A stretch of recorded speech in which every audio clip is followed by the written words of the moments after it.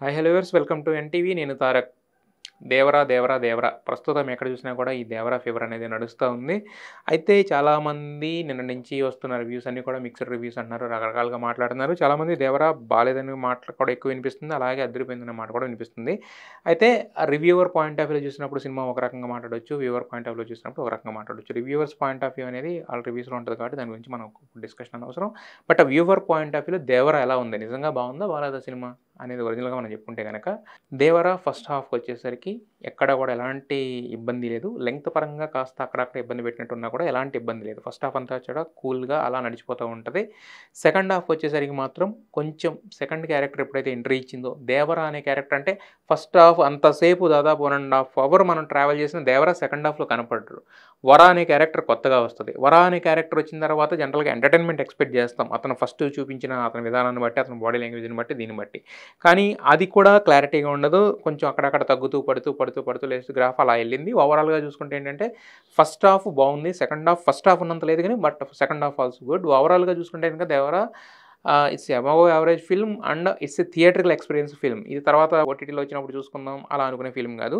It's an theatrical experience film అనమాట. థియేటర్‌లో ఆ సముద్రం గానీ, ల్యాండ్‌స్కేప్ విజువల్స్ కానీ, ఆ సాంగ్స్ గానీ, లేతే ఆ లావిష్‌నెస్ అదంతా చూడాలంటే గనక మనకు అక్కడైతేనే ఒక మంచి ఎక్స్‌పీరియన్స్ అయితే వస్తది. ఇది 'దేవరా' దీనికి సంబంధించి. అయితే చాలామంది బాలేదు అని అనటానికి కారణం 'దేవరలో' ఏదో మిస్ అయిందని ఇలాంటియన్నీ వినిపిస్తున్నాయనమాట.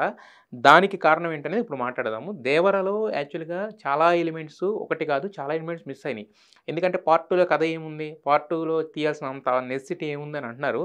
మిగతా సినిమాలు ఈ మధ్య మనం చూసుకుంటే 'కల్కి' అలాగే 'బాహుబలి 1' ఇవన్నీ కూడా ఏంటంటే జస్ట్ సెకండ్ పార్ట్ ఫస్టే రాసుకున్న సినిమాలు. ఈవెన్ 'సలార్' గాని ఇవన్నీ ఏంటంటే కథ సెకండ్ హాఫ్‌లో పెట్టుకొని సెకండ్ పార్ట్‌లో పెట్టుకొని ఫస్ట్ హాఫ్‌లో ఏంటంటే జస్ట్ ట్రైలర్ కింద క్యారెక్టర్ ఇంట్రడక్షన్స్ వీటికి మాత్రమే చేస్తారనమాట. సో, అలా చూసుకుంటే గనక 'దేవరా' పార్ట్ 1లో పార్ట్ 2కి సంబంధించి చాలా లీడ్స్ అలా మిగిలిపోయినాయి. ఆ లీడ్స్ ఏంటనేది ఒక్కసారి డీటెయిల్డ్‌గా చూసే ప్రయత్నం చేద్దాం.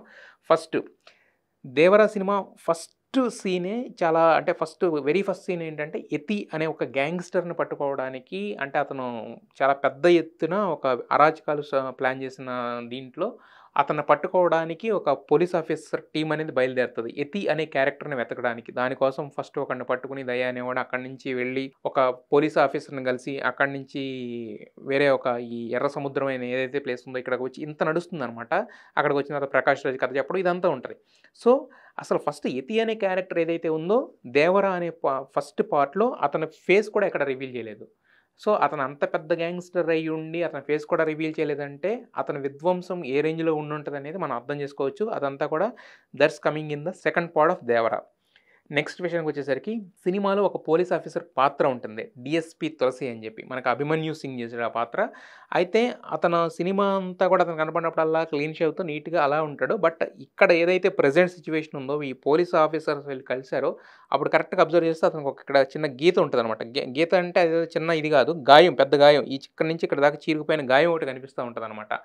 సో, అంటే 'దేవర' ఏదో ఒక విధ్వంసం చేసుంటే లేదంటే 'వర' ఏదైనా విధ్వంసం చేసుంటే తప్ప అక్కడ అతొచ్చే ప్లేస్ లేదు. బట్ 'వరాని' ఇప్పటి వరకు చాలా సాఫ్ట్‌గా, సోఫిస్టికేటెడ్‌గా లాస్ట్ సీన్ తప్పనిచ్చి మిగతా ఫెరోషియస్‌గా చూపించారు గానీ, మిగతా అంతా మామూలుగా ఉంది.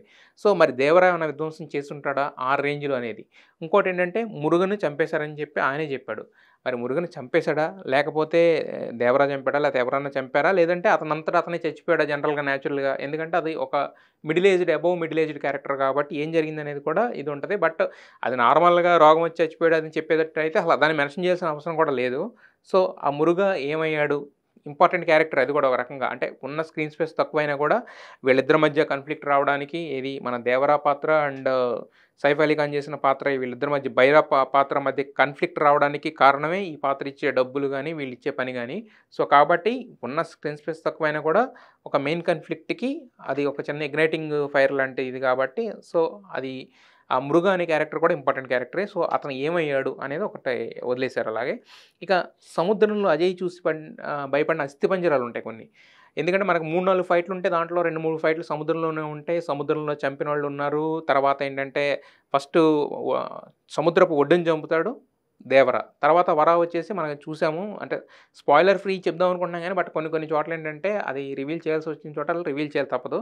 లాస్ట్‌లో ఏంటంటే అంతమందిని చంపి తీసుకొచ్చి పడిన శవాలయన్నీ కూడా బయటకొస్తాయి గానీ, సముద్రంలో చచ్చిపోయినోళ్ళు ఎవరో కూడా మనకి ఇప్పటివరకు ఫస్ట్ పార్ట్‌లో రివీల్ చేయలేదు. మరి సముద్రంలో ఏకంగా కట్టేసి వాళ్ళని తాళ్ళతో కట్టేసి, చంపేసి ఆళ్ళ అస్థిపంజరాలు అయిపోయారంటే గనక ఎవరు చేసుంటారు? ఆ విధ్వంసానికి అంతటికి కారణం ఎవరు? అనేది మెయిన్ ఇంపార్టెంట్ పాయింట్. మధ్యలో కూడా ఒకసారి అజయ్ అడుగుతాడు.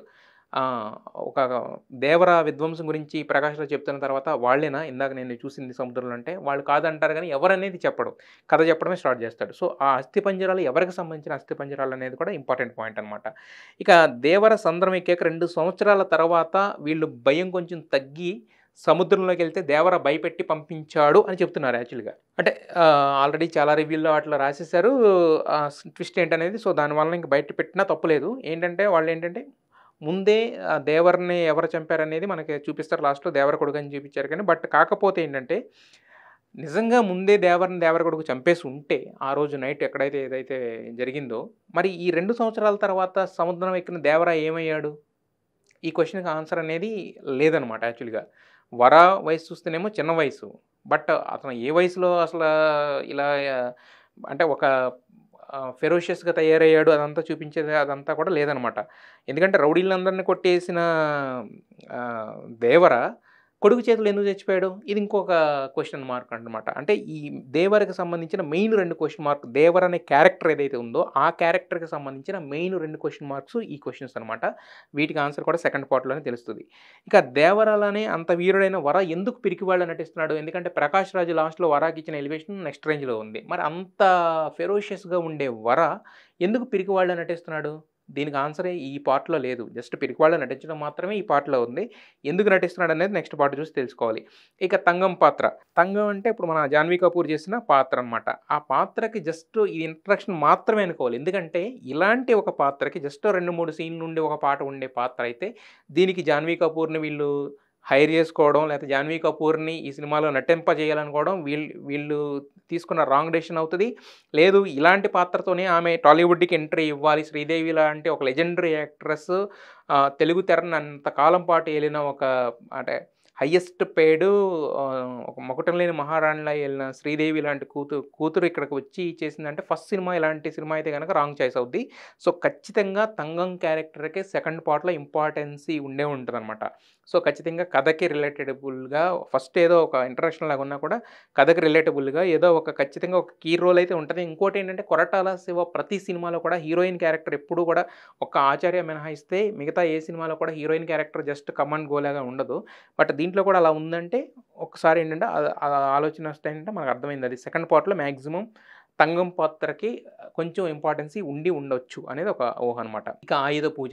ఫస్ట్ దేవర ఎప్పుడైతే స్టార్ట్ అయిందో దేవర అప్డేట్స్ వస్తున్నాయి. అప్పటినుంచి అందరూ ఎక్సైటింగ్ ఎదురు చూస్తున్న పాట ఆయుధ పూజ. ఆయుధ పూజ పాట అలాగే ఉంది. 2 సీన్స్ ఆయుధ పూజ మీద కీ సీన్స్ కూడా బాగా వర్కౌట్ అయినాయి. దేవర పార్టిసిపేట్ చేసిన కీ సీన్ వర్కౌట్ అయింది. వర పార్టిసిపేట్ చేసిన కీ సీన్ కూడా వర్కౌట్ అయిందనమాట. 2 కీ సీన్స్ ఆయుధ పూజ వర్కౌట్ అయింది. బట్ కాకపోతే ఏంటంటే ఎన్టీఆర్ లాంటి యాక్టర్ నుంచి కోరుకునేది ఏంటంటే audience next range of action expect చేస్తారు అలాంటి సీన్స్ వచ్చినప్పుడు. సో, కాబట్టి సెకండ్ పార్ట్‌లో ఆ యాక్షన్ ఖచ్చితంగా ఉంటది. ఎందుకంటే ఇప్పటివరకు వర పిరికివాడి కింద నటించాడు కాబట్టి ఎక్కువ చూపించడానికి లేదు. ఇప్పుడు అతను ఎంత ఫెరోషియస్ తెలిసింది కాబట్టి ఒకవేళ ఆయుధ పూజ లాంటిది వస్తే గనక ఎలా ఉంటది నెక్స్ట్ థియేటర్ దద్దరిల్లే రేంజ్ ఇది ఉంటదనేది అందరికి అనిపిస్తుంది. సో, అదనమాట. ఇక లాస్ట్‌లో చూసుకుంటే గనక విలన్ కేవలం సైఫ్ అలీ ఖాన్ మాత్రమేనా సెకండ్ పార్ట్‌కి? ఎందుకంటే ఇప్పుడు అతను మిగతా వాళ్ళందరిని ఆల్మోస్ట్ పోయినట్టే కాబట్టి, మిగిలింది సైఫ్ అలీ ఖాన్ ఒక్కడే కాబట్టి విలన్ అతొక్కడేనా? లేతే ఇంకెవరన్నా ఉన్నారా? అంటే ఇంకా ఈ పోలీసుల వేటలో మెయిన్ అయిన యతి అనే క్యారెక్టర్ ఇప్పటి వరకు రాలేదు కాబట్టి, ఒకవేళ యతి అనే క్యారెక్టర్ బయటికి వస్తే ఎందుకంటే అతనికి ఉన్న స్కోప్‌కి ఏకంగా ప్రధానమంత్రి, రా చీఫ్‌లు కూడా భయపడిపోయి మరీ ఒక ఫోర్స్‌ని పంపించారు కాబట్టి, నిజంగా యతి అనేవాడు అంత దుష్టశక్తి అయితే గనక వాడితో ఈ దేవర మళ్ళీ బతికి వస్తాడా? లేకపోతే దేవర ఏంటనేది అసలు ప్రస్తుతానికి బాగా సస్పెన్స్‌లో పెట్టారు. మరి వర అనే చూపిస్తున్నాడు. దేవర చచ్చిపోయాడని ప్రకాష్ రాజే చెప్పాడు కాబట్టి దేవర క్యారెక్టర్ మనం మర్చిపోవచ్చు మాక్సిమం. సో, మరి వర అతనితో తలపడతాడా? లేదంటే గనక ఇప్పటి వరకు ఉన్న జస్ట్ సైఫ్ అలీ ఖాన్‌ని చంపేస్తే అది చాలా ఫ్లాట్‌గా ఉంటది. ఇలా ఈ సినిమా చూసుకుంటే చాలామంది ఇంకోటి కూడా అంటున్నారు. అసలు ఇది పార్ట్ 2 ఉంటదా? అదే అని చెప్పి. మొత్తం కథంతా కూడా ఇంతకు ముందు వస్తున్న 'కల్కి' చూసుకున్నా, మనం ఇంతకుముందు ఈ వేరే సినిమాల పేర్లు ఏదైతే 'సలార్' చెప్పుకున్నామో ఇలా అన్నీ కూడా చూసుకున్నా కూడా ఒక్క 'బాహుబలిలో' ఒక చిన్న కంక్లూజన్ ఇచ్చి సెకండ్ పార్ట్‌లో మొత్తం కథ ఎలా అయితే కొంచెం మెలికిపెట్టి దాచారో, అలాగే కేజీఎఫ్‌లో కూడా ఫస్ట్ హాఫ్‌కి ఒక క్లైమాక్స్ ఇచ్చేసి సెకండ్ హాఫ్‌లో దాన్ని మళ్ళీ ఎలా అయితే ఎలివేట్ చేశారో ఇవి తప్ప మిగతా సినిమాలన్నీ కూడా కథ ఫస్ట్ హాఫ్‌లో ఉన్న దాఖలాలైతే కనిపించట్లేదు. మనకు మాక్సిమం కథ అనేది సెకండ్ హాఫ్‌లోనే వస్తుంది కాబట్టి సో, మరి ఈ సినిమాలో కూడా కథ ఎక్కువగా సెకండ్ హాఫ్‌లోనే ఉంది. మరి ఆ సెకండ్ హాఫ్‌ని ఎలా డీల్ చేస్తారు? ఎంతకాలం తర్వాత బయటకొస్తదనే దాని మీద ఆధారపడి ఉందనమాట. సో, ఇంతకుముందు మనం చెప్పుకున్నట్టుగానే ఫస్ట్ హాఫ్ అయితే మాత్రం ఎలాంటి కంప్లెయింట్ లేకుండా హ్యాపీగా సినిమా చూడొచ్చు. సెకండ్ పార్ట్ అయితే ఇది. మొత్తం 3 గంటల రన్ టైమ్ అనేది కూడా కొంతమందికి కొంచెం ఎక్కువ అనిపిస్తుంది. అలాగే కొంతమంది స్వరచాపల గురించి మాట్లాడుతున్నారు. ఇయన్నీ మాట్లాడుతున్నారు బేసిక్‌గా. ఏంటంటే ఎప్పుడు కూడా ఏంటంటే సినిమాటిక్ ఎక్స్‌పీరియన్స్ అనే దాన్ని ప్రతిదాన్ని లాజిక్‌తో చూస్తే ఎందుకంటే 'బాహుబలి' అనే సినిమా ఫస్ట్ 4 రోజులు ఫెయిల్ అన్నారు యాక్చువల్‌గా. ఆహ్, ఫ అసల ఆ సినిమా ఆడదో తెలియని స్టేజ్‌లో వాళ్ళే ఒక కన్‌ఫ్యూజన్‌లోకొచ్చారు. కట్ చేస్తే 'జనతా గ్యారేజ్' కూడా ఫస్ట్ డే వచ్చినప్పుడు average, above average, below average అని మాట్లాడారు. అది చూస్తే తర్వాత బ్లాక్ బస్టర్ అయి కూర్చుంది. దాని తర్వాత చూసుకుంటే ఈవెన్ 'అన్నమయ్య' లాంటి biggest blockbuster new age క్లాసికల్‌ని కూడా ఫస్ట్ అసల కలెక్షన్సే లేవు. ఫస్ట్ 1 వీక్ థియేటర్స్‌లో. సో, తర్వాత చూస్తే అది కూడా బ్లాక్ బస్టర్ అయింది. ఇలాగా చాలా సినిమాలేంటంటే స్లో పాయిజన్ లాగా ఎక్కుతాయి. కొంతమందేంటంటే ఫ్యామిలీ ఆడియన్స్ ఎప్పుడైతే వన్స్ థియేటర్స్‌కి వస్తారో అప్పుడే టాక్ తెలుస్తది. నిన్నటి వరకు ఎన్టీఆర్ అభిమానులందరూ బావుందనొచ్చు. యాంటీ ఫ్యాన్స్ లేకపోతే వీళ్ళు ఎవరైతే ఉన్నారో వాళ్ళు అని చెప్పొచ్చు. బట్ కాకపోతే ఏంటంటే సాటర్‌డే, సండే ఉంది. నెక్స్ట్ దసరా హాలిడేస్ స్టార్ట్ అవుతున్నాయి కాబట్టి ఖచ్చితంగా అంటే సినిమాకి కమర్షియల్‌గా వచ్చిన నష్టం అయితే ఏం లేదు. ఎన్టీఆర్ ఫస్ట్ నుంచి ఏదైతే నమ్మాడో దాన్ని చాలా వరకు డెలివర్ చేశారు. కొన్ని లోపాలనేవి ఉంటాయి. బట్ కాకపోతే ఏంటంటే 'కొరటాల' లాంటి ఒక డైరెక్టరు ఇండస్ట్రీకి అవసరం. అతను అంటే ఈ సినిమా ఎవరి కోసం ఆడినా, ఆడకపోయినా 'కొరటాల' కోసం మాత్రం ఖచ్చితంగా హిట్ అవ్వాలని చెప్పి చాలామంది సినిమా ఇండస్ట్రీ లవర్స్ కానీ వీళ్ళందరూ కూడా కోరుకున్నారు. ఎందుకంటే ఎన్టీఆర్ ఈ సినిమా కాకపోతే ఇంకో సినిమా తీసుకుంటాడు. ఫ్యాన్స్ కాలరెగరేసేలాగా ఉండటానికి సినిమాలు తీస్తానే ఉంటానని ఆయన అనౌన్స్ చేశాడు. ఎన్టీఆర్ కాల్ షీట్స్ ఎప్పుడు ఖాళీ ఉండవు. ఇక 'జాన్వీ కపూర్‌కి' ఆమెకుండే డిమాండ్ ఆమెకుంది. ఆల్రెడీ 'రామ్ చరణ్' సినిమాలో కనుక కన్ఫర్మ్ అయింది. ఇంకెవ్వరికీ ఈ సినిమాలో ఎవ్వరికీ ఏ ప్రాబ్లమ్ లేదు. ఒక్క 'కొరటాల' లాంటి డైరెక్టర్ బతికితే ఏంటంటే 'కొరటాల' లాంటి రైటరు, ఒక దమ్మున్న రైటరు ఇంకొక 4 సినిమాలు తీస్తే ఏంటంటే, సినిమా ఇండస్ట్రీ గ్రో అవ్వడానికి గానీ, కొన్ని కొత్త క్యారెక్టర్‌లు చూడడానికి గానీ, కొంచెం కాస్తో కూస్తో సమాజానికి ఉపయోగపడే స్పృహ ఉన్న క్యారెక్టర్ లాంటివి గానీ రావడానికి అవకాశం ఉంటది. కాబట్టి సో, 'దేవర' పార్ట్ 1లో ఇన్ని రకాలైనటువంటి క్వెషన్ మార్క్స్ ఉండిపోయేసరికి, ఆన్సర్స్ తక్కువయ్యేసరికి 'దేవర' కొంచెం తగ్గినట్టు అనిపించొచ్చు. బట్ వీటిలన్నిట్లికి ఆన్సర్స్ సెకండ్ పార్ట్‌లో మనందరి ఊహలకి మించేలాగా అందిస్తారని ఆశిద్దాం ఆల్రెడీ. సో, సినిమా చూసిన వాళ్ళకైతే గనక అదే రివ్యూస్ అయితే వేరే రకంగా ఉంటాయి. వ్యూవర్స్ అయితే మాత్రం సినిమా చూసిన వాళ్ళందరూ కూడా సాటిస్ఫై అవుతున్నారు వ్యూవర్స్. సో, ఇంతకుముందు చెప్పుకున్నట్టే 1, 2 కంప్లెయింట్లున్న హియర్ అండ్ దేర్. బట్ అవి పెద్ద పెద్ద కంప్లెయింట్‌లయితే ఏం గాదు. సో, 'దేవర' అయితే మాత్రం ఖచ్చితంగా వాచబుల్ మూవీ ఇన్ థియేటర్స్ అనమాట. సో, ఈ వీడియో మీద ఇంకా మీకేమన్నా క్వెషన్స్ మిగిలిపోయినాయా? 'దేవర'లో ఇవి ఇంకా చెప్పలేదు, ఇవి ఇంకా డిస్కస్ చేయలేదు, ఇవి పార్ట్ 2లో ఉంటాయా? అలాంటి క్వెషన్స్ ఏమన్నా ఉంటే కనుక ఒకసారి కామెంట్స్‌లో పెట్టండి. ఒకసారి వాటిలో వ్యాలిడ్ ఏమైనా ఉంటే కనుక వాటిని తీసుకొని ఇంకో వీడియో చేసే ప్రయత్నం చేస్తాం. This is for now.